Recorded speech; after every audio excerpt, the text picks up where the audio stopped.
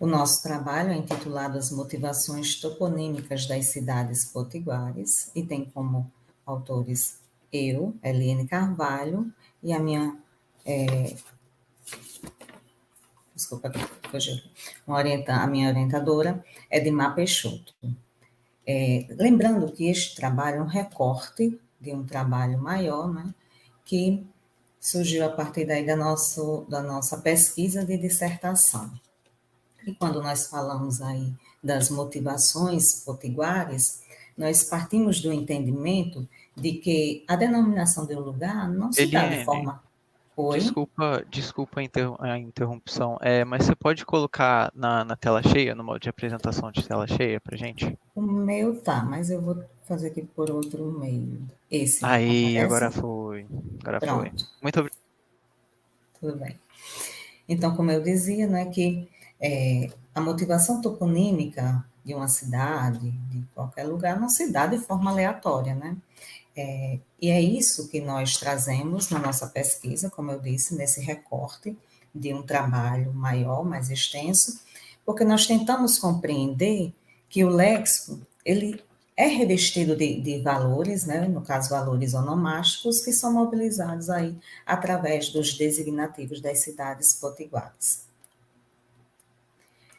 Na introdução do nosso trabalho, nós trazemos aí a importância de identificar os aspectos motivadores das denominações das cidades do Rio Grande do Norte, que nada mais é do que compreender aí o processo, né, denominativo de uma região, que é revelar, na verdade, as experiências vividas pelos grupos comunitários através da cultura, do próprio espaço, né, geográfico e das suas particularidades. Trazemos também aí a toponímia e a semântica cultural, que a toponímica a gente deve entender que vai muito além do que somente compreender o processo de nomear, como eu já disse anteriormente, né, nomear os objetos. Ela, na verdade, possibilita contemplar aí diferentes abordagens, seja na perspectiva da natureza física, né, ou em relação a outros fatores políticos, sociais, históricos. E a semântica cultural que a gente traz aí no nosso trabalho é para mostrar a valorização das relações, da relação entre língua e o contexto de interação social. E esses itens lexicais, eles são analisados, né, sobre o viés dessa vertente teórica, e nós podemos perceber, concluir que não tem significado próprio, ou seja, sempre precisarão estar entrelaçados ao contexto situacional. Trazemos também aí a toponímia de natureza interdisciplinar, que a gente sabe, né, os pesquisadores aí do campo da toponímia, sabem que a toponímia, ela traz, estabelece relações com outras áreas do conhecimento, como a história, a geografia, o próprio evento, é aí um exemplo disso. E, no caso, a linguística, que aqui representado por este trabalho. Os nossos autores que embasaram nossa pesquisa, o nosso estudo, é Cansado, 2008, Ferrares e Júnior, e, claro, não poderia faltar, Vicentina do Amaral, mais conhecido por Dick. O nosso objetivo geral da pesquisa é investigar em que dimensão as escolhas utilizadas nas denominações das cidades potiguares são influenciadas pelas questões culturais que circundam os lugares denominados. E aí a gente enfatiza que, diante desse objetivo geral, surgiram aí outros objetivos, claro, se desmembraram em outros objetivos, né, que suscitou aí, na nossa pesquisa, identificarmos os topônimos específicos de cada cidade aqui do Rio Grande do Norte, e quando não foi possível delimitar um só topônimo, né, nós justificamos através das motivações que sustentaram os nossos estudos. Isso que eu quero dizer com isso é que, ao longo da nossa pesquisa, nós podemos perceber que as motivações semânticas, elas estavam aí, as causas, aliás, denominativas, estavam muito evidentes. Elas, de certa forma, influenciaram aquilo que, além do que nós poderíamos imaginar. Quando a gente usa a classificação de DIC, a gente é muito preso ao léxico toponímico, e quando a gente usa as causas denominativas, né, aí a gente está mais aberto à historicidade, à questão cultural mesmo do lugar. Na nossa fundamentação teórica, nós trazemos aí uma passagem de Ferrarese Júnior, que ele diz que a língua natural representa os elementos da organização cultural, influenciando na compreensão das condições culturais. Então, nós podemos acrescentar que é mediante a língua que a cultura se materializa. É como afirma Ferrarese Júnior, né? É uma relação indissociável. Já Carvalhinho, que também é um dos teóricos do nosso estudo, ele estabelece que os topônimos, aí tem estabelecidos como topônimos ou antropônimos, é comum haver uma migração de um para o outro, com aproveitamento do nome numa nova categoria. Ou seja, ele afirma que é comum nós encontrarmos nomes de pessoas que denominam lugares, ou ao contrário também. E é nessa interação que permite aí o falante expandir as significações do léxico. Já Dick aponta aí as categorias de natureza semânticas físicas ou antropocultural como norteadoras no processo de classificação toponêmica. E mais uma vez volto a dizer que nós nos respaldamos aí neste método para classificarmos os 167 municípios do Rio Grande do Norte através desses apontamentos, né, dessas motivações, dessas classificações taxonômicas de Dick. E as motivações de natureza física revelam aí que o espaço geográfico, como ele é representado na ação nominativa, como o sujeito sente e percebe o ambiente, enquanto já as motivações de natureza antropocultural trata mais dos aspectos históricos e sociais. Então, a classificação de Dick permite-nos aí analisar cada topônimo enquanto léxico toponímico. Em nossa metodologia, né, não poderia faltar, a gente trouxe um pouco da história do Rio Grande do Norte, quando a gente recebeu aí, enquanto país, né, as expedições exploradoras, que no caso aqui no Rio Grande do Norte, fincaram aí o marco de posse na cidade de Touros, no litoral brasileiro, que ficou conhecida aí como a esquina do Brasil, justamente por ter esse acesso fácil para a Europa. E foi na capitania do Rio Grande do Norte que começou, né? E não prosperou, teve muitas invasões, tanto de franceses quanto de holandeses, e os indígenas aí estavam, de certa forma, ajudando neste disputa de território. Depois, em 1628, teve a criação do forte, né, que aí começou a povoação de um pequeno aglomerado, denominado a Cidade dos Reis, que mais tarde deu-se aí a capital, Natal, né, que Natal recebeu esta denominação, em homenagem ao Natal cristão, celebrado pela Igreja Católica, por ter sido aí iniciada essa povoação justamente no dia de Natal.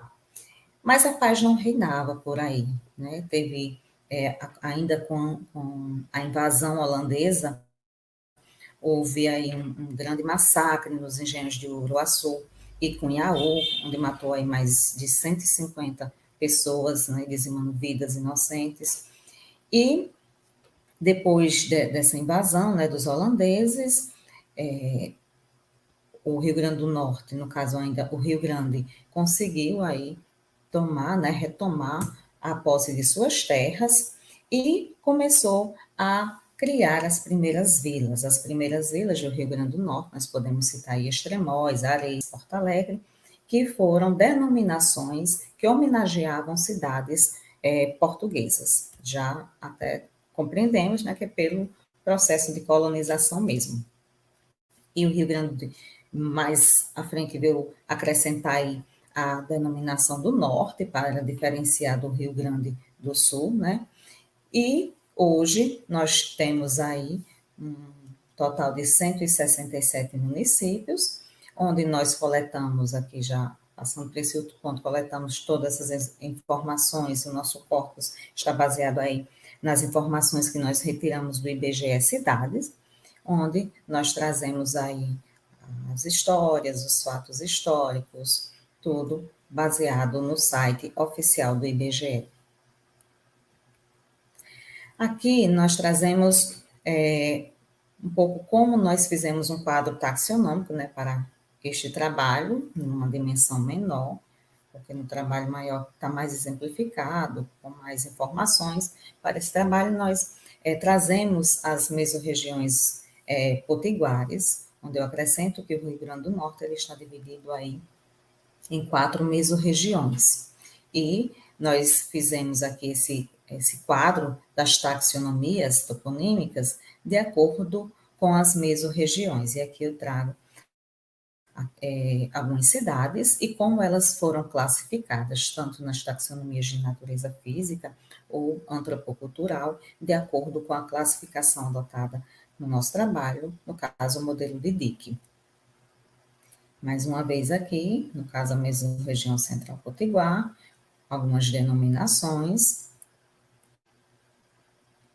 E aqui é uma análise geral, né, das distribuições numéricas do nosso trabalho. Aqui nós trazemos somente as categorias que foram alcançadas na nossa pesquisa, as cidades que não se enquadravam nas demais taxonomias de Dick, nós não trouxemos, claro, e mostra aqui que nós temos no Rio Grande do Norte um alto número de cidades com denominação de antrotopônimo, ou seja, cidades com nome de pessoas que homenageiam, né, essas pessoas nos nomes das suas cidades. Isso se dá por diferentes fatores, né, tanto a questão de políticos que tiveram nomes aí lembrados, quiseram ser lembrados pela população, pelo povo daquele lugar, ou até temos também cidades que homenageiam agricultores da região que doaram um pedaço de terra para que aquela população pudesse viver ali. Temos também na taxonomia de natureza física um grande número aí de hidrotopônimos, né, que é referente ao nome de rios, da hidrografia do Rio Grande do Norte. Isso se dá também porque nós sabemos que os rios, eles abriram muitos caminhos, né? Foi através das águas que o mundo foi descoberto, e não foi diferente aqui no Rio Grande do Norte, onde nós temos rios, mesmo muitos de pequeno porte, mas que tiveram uma influência local muito grande. Também destacamos aí na taxonomia de natureza antropocultural os angiotopônimos, revelando aí que a religiosidade, né, estava muito a par dessas denominações dos lugares onde as pessoas usam essas denominações, de certa forma, para demonstrar fé, né, devoção a um santo da Igreja Católica. E também nós trazemos aqui os fitotopônimos na distribuição semântica das naturezas físicas. Nós temos 18 fitotopônimos que revelam aí que os vegetais, ele também, né, a fauna, a flora brasileira, aliás, está muito impregnada no nome dos lugares, graças a esse espaço físico, geográfico, né, que era visto e sentido, como eu disse anteriormente, pelo nomeador, pela comunidade que escolheu os nomes dos lugares. Então, aqui nós temos todas as cidades, como foi classificado de acordo com o modelo taxonômico de Dick. E nas nossas considerações finais, né, nós sabemos que as denominações das cidades potiguares, segundo a nossa pesquisa, estão aí diretamente ligadas a fatores socioeconômicos, religiosos, históricos, como também a fatores subjetivos, que podem se relacionar ao comportamento psíquico do designador ou a forma como ele sente, né, se sente aí perante a área povoada. E é nesse gráfico que nós mostramos anteriormente, aí, né, nessa sumarização, que revelam justamente essas interferências, essa representação do espaço geográfico e esses fatores culturais que nós podemos pesquisar mais a fundo e ter uma noção maior quando nós trazemos para o nosso trabalho maior, aí no caso nossa dissertação, as causas denominativas. Aqui são um pouco da referência que nós usamos neste artigo e obrigada a todos.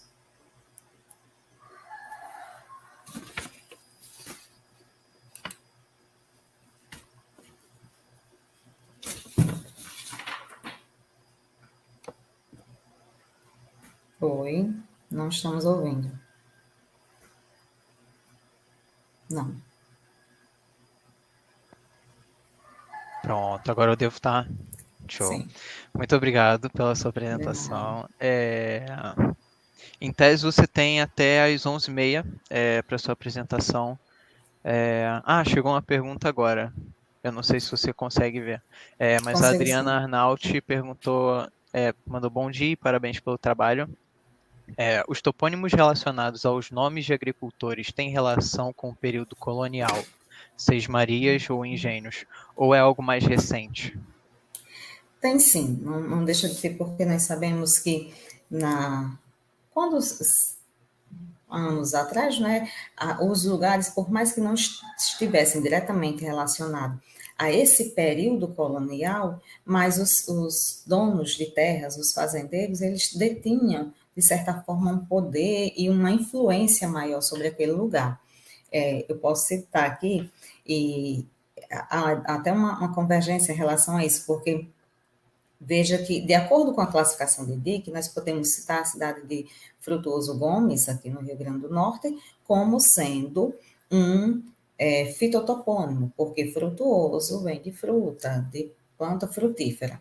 Mas, nas causas denominativas, Frutuoso Gomes é o nome de um agricultor que cedeu parte de suas terras para a criação da cidade, digamos assim. Então, por isso que eu disse que é interessante, né, que o trabalho maior a gente traz isso, onde nós mostramos as diferenças entre as causas denominativas e a classificação taxonômica de Dick, porque na classificação taxonômica de Dick, ela vê, né, assim, a gente analisa, aliás, somente o léxico como está posto. Nós não buscamos a historicidade que tem por trás deste denominativo, mas não deixa de ter, sim, alguma coisa a ver. Ok. Mais alguma pergunta? Eu acho que por enquanto não. Todo mundo que está assistindo no YouTube, sintam-se à vontade para fazer perguntas. Caso contrário, você ainda tem mais um tempinho aí para complementar alguma coisa que você queira, que às vezes você... Sim. Como eu disse, esse trabalho, ele partiu aí, nós acabamos de defender a tese de dissertação, onde nós investigamos aí as cidades do Rio Grande do Norte sobre os preceitos investigativos da toponímia, né? E neste trabalho, a gente, minha orientadora costuma dizer que pesquisa tem vida própria, né? E acabou que a gente percebe que pesquisa tem vida própria, sim. Nós estávamos aí, partiu, essa pesquisa partiu de uma curiosidade, como os nomes surgem? Por que nomes tão intrigantes nós temos em nosso estado? E daí a gente pensou em fazer algo menor, só que de repente a dimensão, a proporção do nosso trabalho se tornou bem maior e nós começamos a ver que a gente podia atender um número maior de cidades, né? E como eu falei, aí a gente foi já diretamente para os 167 municípios. E a gente percebeu nesse trabalho que tinham alguma justificativa para os nomes que pareciam ser nomes comuns, digamos assim. E quando a gente foi pesquisar, percebemos que as causas denominativas, que é outro viés da pesquisa, elas têm uma influência, e essa influência está aí arraigada pelo tempo, digamos assim, e muitos topônimos, eles são apenas ditos, né, difundidos por nós das comunidades e não sabemos, às vezes, que relação tem, de fato, esse topônimo com a nossa história. E nós podemos citar outras cidades que trazem certa intriga, né, em relação às causas denominativas. Nós citamos até uma parte que eu vou falando. Você me deu espaço, tá bom? Tudo bem, não tem problema. Nós temos aí a cidade de Mossoró, onde nós, na nossa pesquisa, quando a gente vai lá e busca no site oficial do IBGE, nós percebemos que Mossoró só citavam os índios, né, como os primeiros habitantes, e daí os índios monchoróis teria dado nome à cidade. Mas quando a gente pesquisa mais a fundo, tem outras causas denominativas, mas a gente não podia fugir do foco do nosso trabalho, que era classificar de acordo com as taxonomias de Dick. Justo. Então, nós percebemos que precisávamos alargar, né, o nosso trabalho e dizer que a gente descobriu muito mais. Que a gente percebeu que, como exemplo, eu estou citando Mossoró, tem sim os índios como influência, tem sim outras pessoas, tem a árvore, né, que dizem que é uma árvore muito resistente aos ventos, que poderia ter dado aí denominação ao lugar. Que o É, professor Manuel está chegou, falando. chegou a perguntinha do Manuel, ele parabenizou pela apresentação, e perguntou se você poderia apontar futuros desdobramentos possíveis para a sua pesquisa. Sim, sim, a gente sonha com mais, né? Quando a gente tem uma pesquisa aqui desse porte, a gente sempre sonha em realizar algo maior. Nosso, nosso intuito é dar continuidade aí, né, ao nosso trabalho, vendo a questão das causas denominativas, que é bem envolvente, e também nós pretendemos aí, a partir dessa pesquisa, tecer aí algumas investir aí num atlas, quem sabe aí um atlas toponímico, né, trazer aí essas memórias, né, essas memórias lexicais, semânticas lexicais dos nomes dos lugares através aí de um trabalho, sim, um pouco maior, né, onde a gente possa deixar a par o povo potiguar, como a sua cidade, o nome da sua cidade, ela tem uma beleza além do que está posto. Então, nós pretendemos, sim, continuar, dar continuidade ao nosso trabalho através de um atlas toponímico e através daí de investigações mais a fundo sobre as causas denominativas. Ok, tem outra pergunta do Alamo Azevedo. Professora Eliane, em sua pesquisa também envolveu os topônimos na escala de bairros como Malvinas e em Mossoró? Não, como o título mesmo diz, né, o topônimos das cidades do Rio Grande do Norte. Nós nos detemos somente a classificar as cidades que fazem parte aí, no caso, os municípios, né, do Rio Grande do Norte. Os bairros nós ainda não atentamos, mas com certeza seria uma pesquisa envolvente, porque veja pelo nome, que nos instiga a pesquisar, né? Quando a gente assim, Malvinas, por que Malvinas? Então, quando a gente tem uma área ampla dessa de estudo, nós percebemos que a gente pode ir muito mais, né? Os nomes deixam de ser nomes, não passa a ser um léxico, e o léxico passa a ser mais do que somente um léxico, e sim um léxico toponímico, onde ele nos trazem muitas informações, muitas histórias, muita cultura. E nós percebemos que, como eu disse, né, o surgimento das primeiras vilas aí de Extremóis, Areias, Porto Alegre, traz essa cultura que foi enraizada pelos portugueses, né, onde eles disseram assim, olha, nomeie aquela primeira vila como Extremóis, porque é lá, Extremóis nós mandamos nessas terras, digamos assim, então tem que trazer aí o nome de algumas cidades portuguesas. No caso aí da Vila do Alentejo, que foi uma das mais beneficiárias aqui. Eu acho que chegou mais uma pergunta, bem agora, ou não? Não, foi só um comentário mesmo. Ok. Bom, eu acho que é isso. Tá quase batendo já o tempo. Caso você Eu queira só vou ainda, citar, você ainda pode. vou eu vou usar todo o meu tempo. Então tá ótimo. É isso, esse é o nosso No objetivo mesmo. primeiro, no primeiro dia do simpósio, não me recordo o nome de um dos apresentadores, mas eu acho que era alguém de fora, não era um brasileiro. E ele citou a cidade de Venha Ver, aqui no Rio Grande do Norte, como nome instigante. Daí ele dizia assim, ele só quis dizer que era um nome instigante, um lugar onde ele visitou, onde ele deu aula aqui em algum período. E essa cidade de Venha Ver, de fato, é isso que a gente mostra aí. Ela se classifica como de dermatopônimo por ser vamos dizer assim, um enunciado linguístico, mas por trás da história de Venha Ver nos conta muito mais, né? Nos diz aí que essa cidade recebe esse nome porque um fazendeiro, né, tem uma filha, e essa filha se envolveu com um dos seus escravos. E ele mandou essa filha para estudar fora, e mandou para fora da cidade, mas continuava a se encontrar com esse escravo. E uma das suas empregadas diz que continuava esse amor entre os dois, e ele, sem acreditar, a empregada, né, a negra, disse assim: então venha ver. E nesse venha ver aí, deu batismo a uma cidade aqui do interior do Rio Grande do Norte. Nós temos aí muitas Maravilhoso. histórias intrigantes, né, que a gente poderia passar o dia aqui só fazendo aí.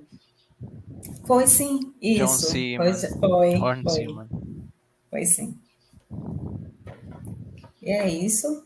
Nós agradecemos aí É isso. o espaço. Eu lhe agradeço por toda a sua apresentação, por todos os esclarecimentos, por todo o conhecimento passado.